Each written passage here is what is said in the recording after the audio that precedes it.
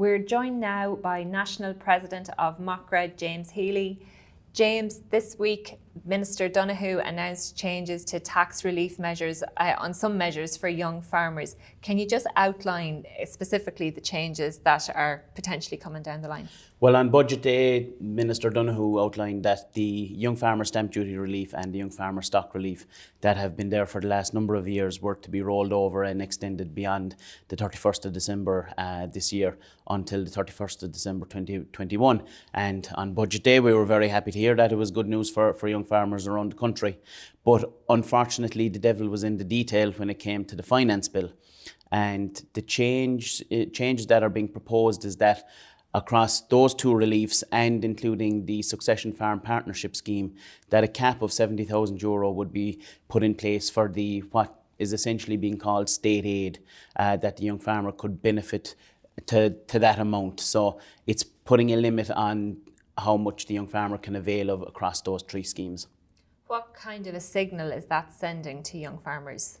It's very disappointing, and I suppose while we appreciate that this limit has been in place in European legislation since 2014, I think given the timing of where we're at and given the age demographic of agriculture as a whole, it's very disappointing. I think if it hasn't been introduced since 2014, I don't see what the hurry is in bringing it in this year.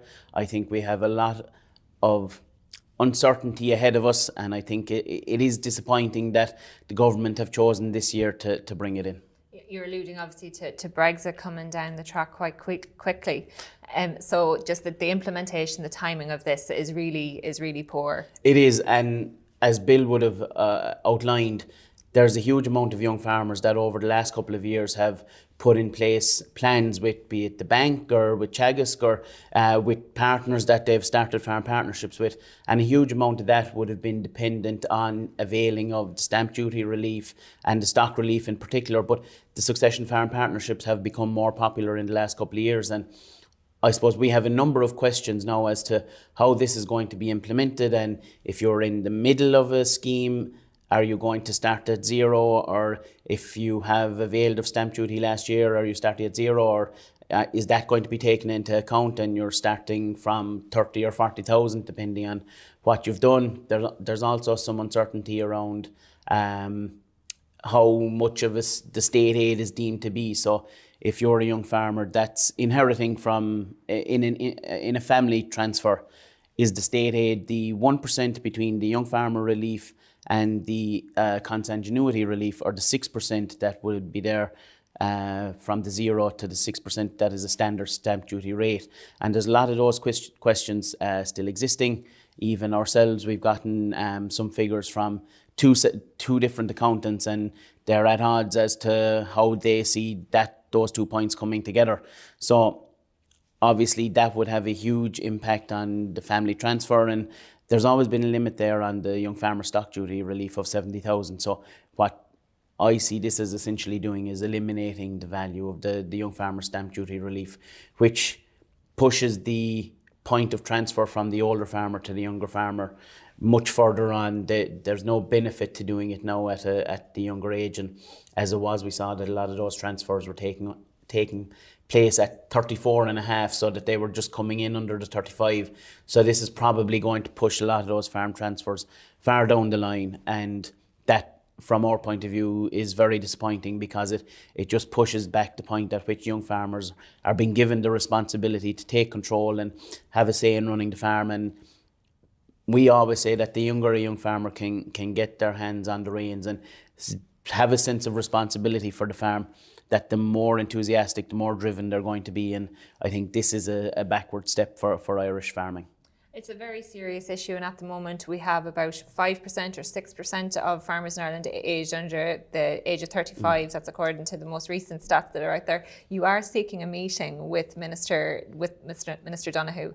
What's the latest on that? Is there any update? So we haven't. I checked before I came in, and we haven't had anything as of yet. We're hoping we're going to keep pushing and knocking on the door, because I think this is an issue that needs to be put before the minister, and I think we do need to show him the impact that this is going to have on young farmers, particularly at this time of uncertainty. And I think there needs to be a delay put on these changes to get over the hump that Brexit is going to create. I think at this point we don't even know if there's going to be a deal that could lead to catastrophic results for agriculture. And I think if you see a deal done before March, then there is a firming of circumstances for young farmers somewhat. But we're so far from that point at this stage that I don't see how we can introduce these changes, similar to how we keep telling the EU that we don't understand how they can do a deal with Mercosur with Brexit outstanding. We need to apply the same principles to what we're doing at home. James, as you say, the devil was really in the detail on this. You know, on budget day, it seemed that things had worked out well. You were happy enough with the results. Do you think that the young farmer voice is being heard loud enough in Leinster House? I think the results of whether we get a meeting and hopefully some changes that come out of this will be the telling of that tale. I think, to be fair to the Minister and the government, they've always been willing to meet with us, willing to hear our arguments, and I think the changes and the reliefs that are in place are a positive step for young farmers. But I think we're probably coming to the crunch now, and we'll see how much they're truly listening to the voice of the young farmer. James, with the abolition of quotas, the dairy sector has seen massive expansion, and it's an exciting time with lots of opportunity there for young farmers who are potentially looking to go down that route. On the beef side, the outlook is not so, it is more bleak, more questionable. What kind of message are you getting from young beef farmers out there at the moment? I think what truly highlights the difference between beef and dairy is the fact that the age demographic and the average age of a dairy farmer has reduced significantly over the last number of years. And I think that shows that young farmers believe that there's a future in dairy. They're willing to go into the industry, and their parents or whoever they're working in partnership with have faith that there is a sustainable future there for them. I think we're seeing the complete opposite on the other side with regards to beef.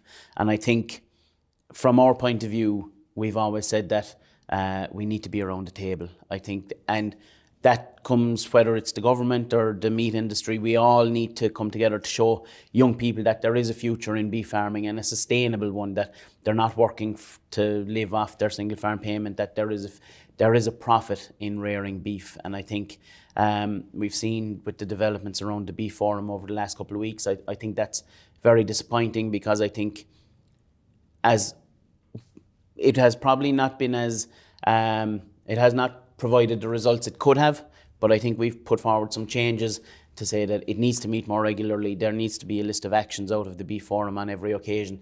And I think something that we've also seen is that the retailers who are taking a significant chunk of the profit out of every kg of beef that is produced are not at the beef forum. And I think they need to be brought there so that they can be questioned on what their input into the supply chain. And I think protesting has been very successful in the past, and it may well be successful in the future. But I think if we're to create a sustainable future for beef, I think we need to be around the table. James, we'll leave it there. Thank you very much for coming into us.